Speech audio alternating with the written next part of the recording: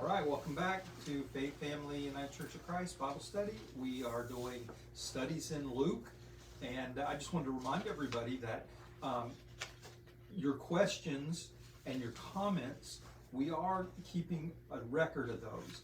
And what we're going to do is we're going to put them all together, and each time we go, each section that we go over, we will incorporate your questions and your comments into that. And what we're doing is kind of creating a common commentary on what we believe and how we see this story, and it's just for future conversation. If you've ever read the Matthew Henry commentary, he goes through the whole New Testament. Anyway, if you ever read his comments, they're not deep theological. It's just like, this makes me feel like this, or this reminds me of it, and things like that. And so that's the essence I'm trying to capture for our commentary. So we are currently in chapter 8 of Luke, starting at verse 26. Now this is a good one. 8:26. So let me get my screen right. 8:26. There we go. Now on the screen you have the New Revised Standard Version. I know a lot of people use the today's New International Version or the New International Version, the 1984 version. I have them too. See that right there? That's that version, and this version I like very much. What version? 8:26. Luke 8:26. Got it. Gerasene demoniac. All right. So they sailed to the region of Gerasenes. Okay, I want to stop right there and talk a little bit about the Gerasenes. What does that sound like to you? Sounds like garrison. Ah, ding, ding, ding, ding, ding, ding, ding. Check out the big brain on Cindy. You may or may not have studied this before. This word, it does come from garrison. That is a place outside of the big cities, and that's where the Romans actually garrisoned their troops. That way they weren't overrunning the cities and everything like that and causing trouble. You know how those soldiers get when they get a little bit of leave and stuff. So this was an area where they did that, and it just became a city, because you got soldiers need haircuts, so now you got barber shops and they need food, so now you got your supermarkets, and it just grew up a town around this garrison. Would it be more than one garrison if there were troops stationed in other locations? Well, it was probably like a base. Okay. That's what I think it is. Yeah, like more like a base Yeah, that was city, outside the city, basically a so they city. didn't destroy the city. Or a village. Hill is in Tampa. Exactly. Okay. Exactly. Like he said, like McDill is to Tampa. So, but they were there to make sure that everybody in the whole Judean area, Jerusalem and everything, followed the rules of the Romans. Okay, so which is across the lake from Galilee. When Jesus stepped ashore, he was met by a demon-possessed man from the town. For a long time, this man had not worn clothes or lived in a house, but he had lived in the tombs. When he saw Jesus, he cried out and fell at his feet, shouting at the top of his voice, "What do you want with me, Jesus, Son of the Most High God? I beg you, do not torture me." For Jesus had commanded the evil spirit to come out of him. The man, excuse me. Many times it seized him, and though he was chained hand and foot and kept under guard, he had broken his chains and had been driven by the demons into solitary places. Jesus asked him, "What is your name?" "Legion," he replied, because many demons had gone into him. And they begged Jesus, repeatedly not to order them to go into the abyss. A large herd of pigs was feeding there on the hillside. The demons dragged Jesus to let them, the demons begged Jesus to let them go into the pigs, and he gave them permission. When the demons came out of the man, they went into the pigs, and the herd rushed down the steep banks into the lake and was drowned. When those tending the pigs saw what had happened, they ran off and reported this to the town and the countryside. And the people went out to see what had happened. When they came to Jesus, they found the man from whom the demons had gone out, sitting at Jesus' feet, dressed and in his right mind, and they were afraid. Those who had seen it told the people how the demon-possessed man had been cured. Then all the people of the region of Gerasene asked Jesus to leave them because they were overcome with fear. So he got into the boat and left. The man from whom the demons had gone out begged him to go with him. But Jesus sent him away, saying, "Return home and tell how much God has done for you." So the man went away and told all over town how much Jesus had done for him. A little subtle hint there, isn't there? There at the end, Jesus said, "Go and tell how much God has done for you." And then Luke brings in that. But he said how much Jesus had done for him. So just a little subtle hint there. Okay, going to the very top. Hard question. This is 2024. Demon possession. Trouble. Don't believe it. I don't think people understood mental illness. People Right. still don't understand mental illness. I mean, demons come in. I grew up being taught that alcoholism was a demon. I'll go with that one. Yeah, I've been told a lot of things. Afflictions were demonic possession. I don't know that I think that they probably thought it was demon, and that's how they manifested it. But I don't know that. Are you saying it's schizophrenia or something like that? Well, I don't know. This is, as I was reading this and I was putting it in Kentucky, one of the things another thing I'm studying, I'm putting it in context with psychology. Okay, Yeah. and as I was reading this particular test, it said many demons had gone into him, and he did all this other stuff, and it just immediately I thought of what is it called, multi-personality disorder, where something in his life, what happens is in the psychology, you're traumatized to a point where your personality splits, Well, and the one personality doesn't know the other personality, or knows about the other person but doesn't, and so it's a coping mechanism for severe trauma. let's simplify it a little bit. Your analogy to the alcoholic, I am an alcoholic, and I've said it was a demon. Yeah. Now, I think that you can have a personal demon, which makes my demon different than your demon. Right. But is that demon a spirit, or is that demon caused by evil in your life? And the devil's trying to get us all every day. Now, I don't want to roll on the floor, okay? But I believe in evil.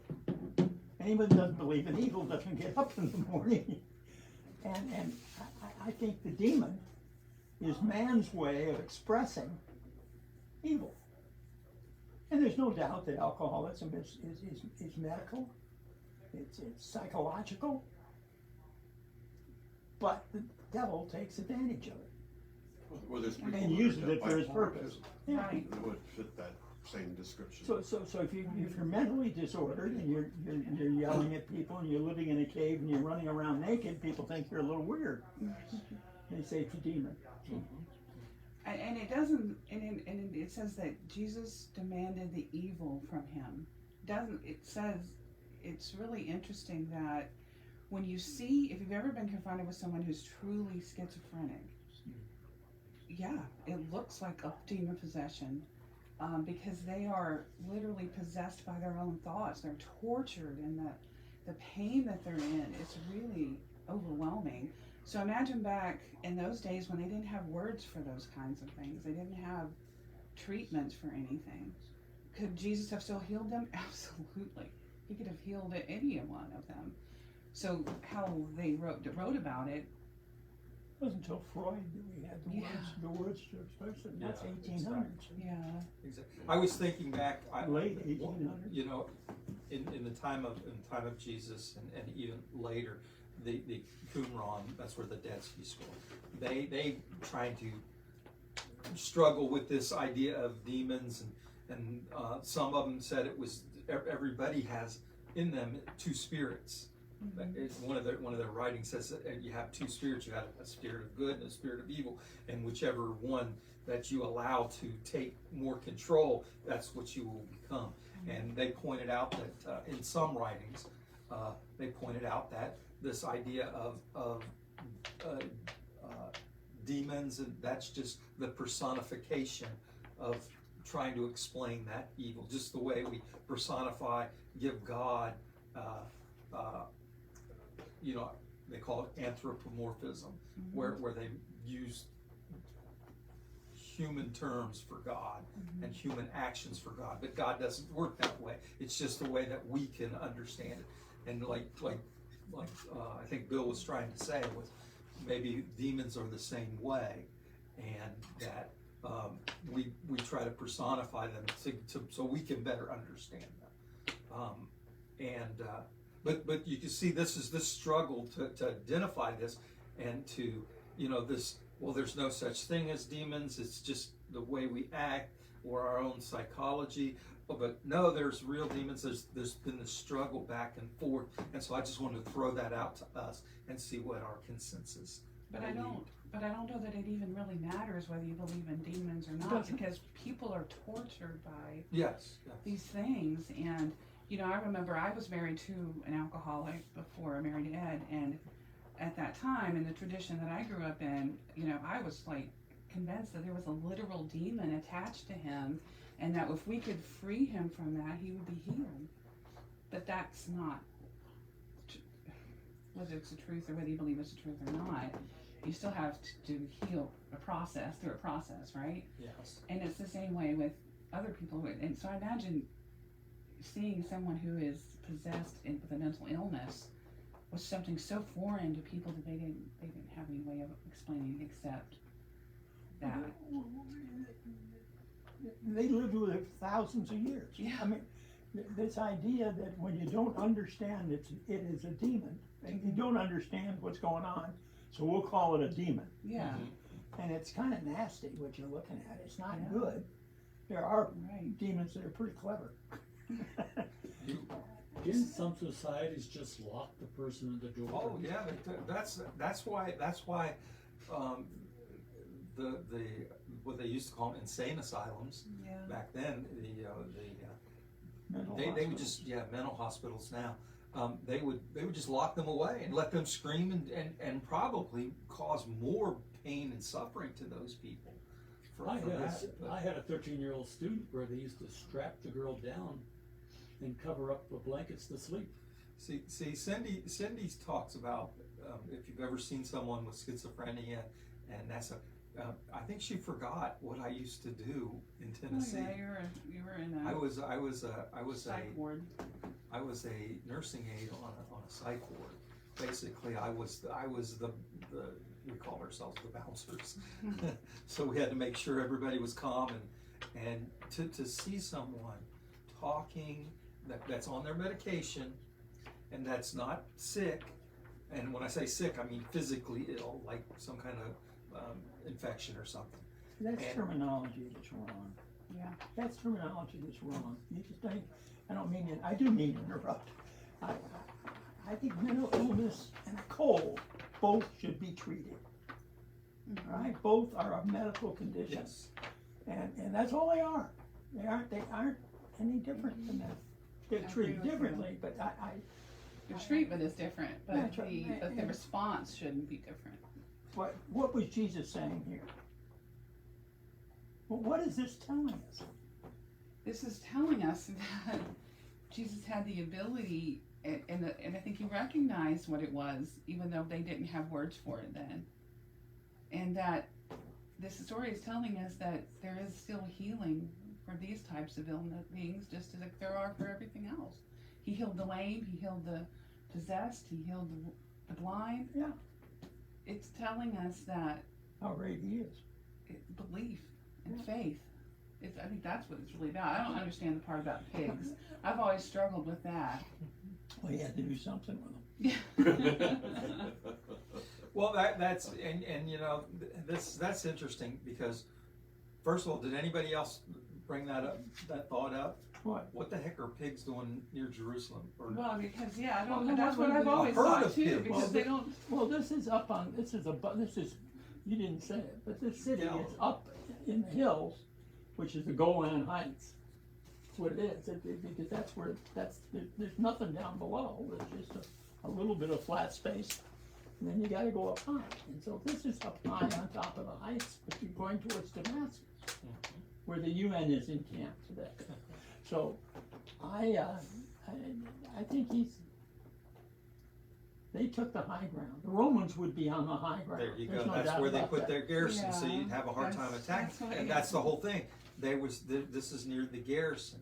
They would have This- eaten pigs. They would have eaten pigs, so Even the that's why. Muslims wouldn't have eaten pigs. That's why the pigs are in this area. That's it. A It's whole definitely- herd of them because you wouldn't see any of these near Jerusalem. It's a Gentile area. Yeah, exactly. It's a very Gentile area. Okay, so that was the one. The other question that I wanted to talk about was,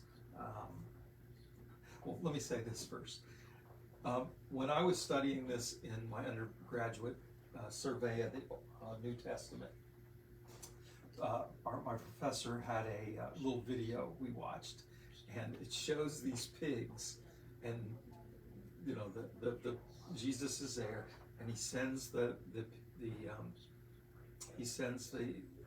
demons into the pigs, and the pigs run down. It says it run down the hill and go off the cliff, and so that you see these pigs, and you're wondering if this wasn't animal cruelty, but you can see these pigs, and all of a sudden, they just see pigs flying sideways off like a cliff or and these pigs are like, their legs are spinning, but you can see like somebody grabbed their front legs, grabbed their leg, and threw them like this, and then they videoed them flying, and it's like, That's sick. I'm sorry, but that image will never go out of my head, seeing that video. Anyway, I wanted to say that. So the pigs run down the hill and off the cliff. Sounds like lemmings, doesn't it? Exactly. That's the picture I get of that. You know, here they become maddened, and they understand, hey, I gotta either kill myself or do something to get this out of me. And so the pigs run down and kill themselves, basically. And then what happens? They told him to leave because they were scared. They were afraid. They were afraid. In the message, it says the people who tended the pigs were scared to death. That's what it says. Because what had they just seen? Not only have they seen this person who's probably, if you live in the vicinity of a person who's mentally ill, you see them every day. You know what you know, just stay and all away of a from sudden them. now they're acting normal and speaking normal. That's scary. Yeah, what happened here? Yeah. You know, The people are probably soldiers' families. yeah. So and this is a Jesus Christ is Yeah. destroying their food source. They're not happy campers. Well, it's like the man was cured and then the pigs became Yeah. demonized. That's where you put It's them. off a cliff, like, I'd be kind of. I'd freaked be out kind of- Is he going to Yeah. send them into us next, Yeah, or like, maybe Well, that? well, you said that the pigs were demonized. We don't talk about demons. F.S. Lewis, right? He does. Yeah. Screw tape letters. We Yes, don't, yeah, and that was a very effective radio program in the war. So, why don't we talk about demons? Because they're scary, and because just like this is here, talks about how they were scared to death. They're scared. Well, we of I'm gonna also say something really. advance. I'm gonna say something really controversial here. But it's this whole thing about demons and possession has been used to keep people afraid for a long time. It's a tactic sometimes to keep people on a path. But demon possession is scary. We went on this trip one time with a busload of kids to Czech Republic to do a mission trip, and we each day on the bus from where we were staying to where we were going to work, we'd have we took chaplains with us, and they'd get up and they'd tell the kids a story about something kind of. So he had a Seventh-day Adventist, I love him to death, Chaplain Torres. He got up and he starts telling the story about casting out demons in the Dominican Republic. And he made a reference that's where the demonic possessions have taken a hold in that area of the world, and that he was involved in that. And we literally had kids want to call their parents and go home because it scared them so badly. We had on this bus Catholics probably never heard much about demons other than movies, right? And really kind of Lutherans and all we had a good ecumenical group of kids who didn't know anything about demonic possession because it's scary, so we don't talk about it. Well, you automatically put demonic with possession. Yeah, I'm putting demons just by themselves. yeah, it's still scary. You know, I mean, I think that we don't want to think about evil manifested. but it does. Yeah. Well, there's evil everywhere, and that's manifestation. We don't of talk evil. about it. We don't talk about it. It's in the Bible, but we don't talk about it. Yeah, I think because we've, as Christians, become conditioned to talk about the love, and leave out the ugly. But the demons was a name for things that we have new names for today, so Yeah. we realize a lot of the situations can be treated as when you were in Tennessee, you had meds to help stabilize the people you were helping, working with. So we don't necessarily need the word demons because we now know it as bipolar or schizophrenia, So that's what we talk about today. That's right. But the Bible talks about demons, so we have to relate it to our present day situation. Right. Right, but I think we have to be careful. Did you ever read the book called This Present Darkness? Oh. So it talks about it's a book about the spiritual realm, and basically that demons are waiting on they're in the trees and they're on the buildings and they're just waiting to swoop. And I read this book and I really believed it because why not, right? And so it developed this irrational fear about, because we're not, but in the end we're not supposed to live in fear, right? So we can't, I mean, we have to realize that there is evil. I agree with you, there is evil. And if you believe there's demons, but then we can't necessarily dwell on it. Jesus didn't really dwell on it a whole lot either. I mean, he talked about it and he addressed it, which I think we should do, but I don't know that it should be a part of what we teach. He addressed evil. Yeah. Right. You're saying why we don't talk about demons anymore. We don't talk because about evil. We don't talk about evil because I believe evil was used for so many years from the Reformation onward to control people. So as a way of using fear. Yeah. You know, if you're afraid of something, then you do what I tell you. There's no to do. doubt the church. Yeah. The church promoted fear. Yeah. Right. Yeah. Yeah, I agree with you. Belong to the church, or else you'll go to hell. But I do think too we could go too far the other way and just think everything is lilacs and daisies and not realize that there is evil. So we've got to have a balance, I suppose. See, now we're getting into the Western world versus the Yeah. Oriental or the Eastern world, where people think, and it's funny because when you say yin yang, you think of this or that, but It's that and. evil. It's not this or that. In the Eastern world, it could be this and that. Two, and the symbol of the yin yang is a symbol of black and white, and they're together, but they balance each other. So this idea, like Cindy was saying there, we can go too far one way or the other, and we can say it's all about love, but no, there's still evil in the world. So we have to address the evil, but it needs to be balanced. And if you're balanced, then you're not in fear and you're not in denial, or whatever. We're the same, actually. Yeah. The balance to evil is love. Yeah. So I mean, we got yin and yang all through this. Right. But I think this story is so interesting because I've never understood about the pigs, and then, Food. yeah, the food. You're probably right. That makes sense. that's what they don't say. I wonder if the Romans, We're the still Roman eating soldiers, was like, and then we had a big feast that night. We feasted on roast pig or something like that. Yeah. And then again, they asked him to leave because, But do you know what's so great about that story too? They asked him to leave, and he left. He yeah, didn't stay there. He didn't impose himself on them. He didn't try to make them see things the way he wanted them to see them. he didn't get left his, them with their thoughts. he didn't and he break left. out his disciples and pass Yeah. out picket signs and tell them they're all going to hell if they don't listen to what's going on. It's such a human thing to want to stay and make sure you're heard. Mhm.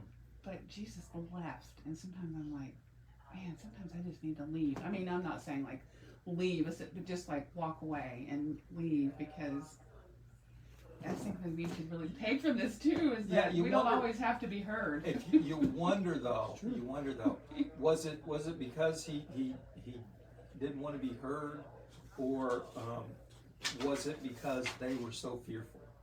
Well, probably, yeah, that's You know, probably why he left. When, He when understood what when he'd you're done. when people are scared of you, Yeah, it's probably best that you leave. but sometimes if people, you would want to stay and say, no, I'm not scary. Look, I'm. Exactly. But I think that's an important thing to note, that he left. Sometimes we need to leave people be. And that's hard to do when you feel like you're in the right? Like these, I think that's something also to take Well, away from this. And that's another thing too. I just thought of this was what do they say when you give somebody something and they really like it, and now you're gone, leave them wanting more. Mm-hmm. And maybe that was the thing. Now they saw this is incredible, man, this is scary, and now Jesus is gone, and they got to think about this, and we come up with our own ideas, but hey, why don't we go back and find out what actually happened? And then they go back to Jesus. And so, sometimes we can show people something and they don't get it, and if we leave and they can't get their mind around it, they'll come back to us and say, explain this to me. And that's when they're looking for it, it's easier to relay your message. Well, to bring this into a modern terminology, going viral, this guy that he healed, took it viral by going and talking about it to everybody he knew, and they talked about it to everybody they knew. So the buzz was buzzing about what Jesus was really all about. That's part of it too. Sometimes you got to let people tell their story as well, and Jesus didn't take credit for it. No. He gave it to God. Yes. Yeah. And that's what I was going to get to, the very last sentence there. Return to your, Jesus says to him, return to your home and tell how much God has done for you. So the man went away and told all over town how much Jesus had done for him. Do you think that that's a subtle way that Luke is trying to say? Or maybe Luke is saying that the man thought Jesus was God. Oh, I don't think it's very subtle. I think it's pretty blatant. Yeah, Well, Jesus told them that God did it, and so. yeah. Kind of interesting there. You know, how many more pages do we have before the apostles understand that Jesus is God? Long. Did they though? Even I mean, even until the resurrection, I don't think they truly grasped They didn't get it. the whole thing. Okay, we're gonna go ahead and stop there. And next week we'll try to go over to the Jesus raised the dead girl and heals a sick woman, and then Jesus sends out the 12 disciples, or the 12 apostles. And what book is that chapter? It's Luke. We did chapter Okay. 8.